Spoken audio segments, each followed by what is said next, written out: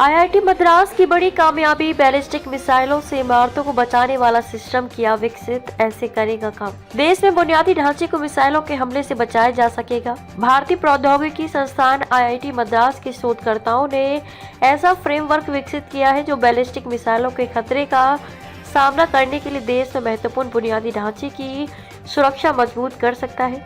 शोधकर्ताओं की योजना है कि इसी फ्रेमवर्क की मदद से ऐसा हल्का, कम खर्चा वाला और टिकाऊ बैलिस्टिक प्रूफ मटेरियल बनाया जाए जिसे सेना सीमा पर बंकर बनाने में इस्तेमाल कर सके। इमारतों को बचाने वाला सिस्टम अक्सर बैलिस्टिक मिसाइलों से बुनियादी ढांचे को भारी नुकसान पहुंचता है। ये फ्रेमवर्क या ढांचा डिजाइनरों को मजबूत कंक्रीट आरसी के पैनलों के बैलिस्टिक प्रतिरोध को बेहतर बनाने के लिए नया समाधान विकसित करने में मदद करेगा। अनुसंधान के निष्कर्ष प्रतिष्ठित पत्रिका reliability engineering and system safety में प्रकाशित हुए हैं। कंक्रीट संरचनाओं के लिए बैलिस्टिक डिजाइन महत्वपूर्ण है।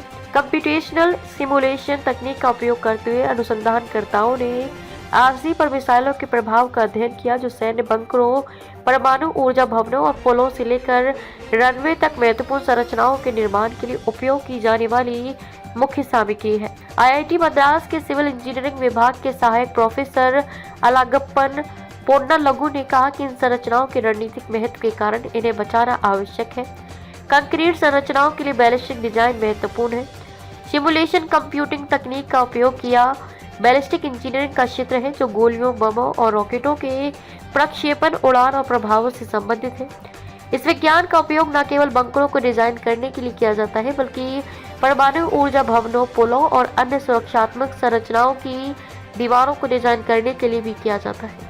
शोधकर्ताओं ने finite element FE simulation computing तकनीक का उपयोग किया जिससे ये पता लगाया कि मिसाइलों का कंक्रीट पर क्या असर पड़ता है। सिमुलेशन ऐसी तकनीक है जिससे असर का अनुमान लगाया जाता है और फिर उस पर कैसे काबू पाया जा सकता है, इसका डिजाइन तैयार किया जाता है। शोधकर्ताओं ने एक फॉर्मूला भी तैयार किया, ऐसे करेगा काम। नया सिस्टम 2 मानकों पर आधारित है। इनमें डेप्थ ऑफ पेनिट्रेशन डीओपी यानी कि मिसाइल कितनी गहराई तक कंक्रीट में घुसती है और क्रेटर डैमेज एरिया यानी कि टकराने से बनने वाले गड्ढे का आकार शामिल है।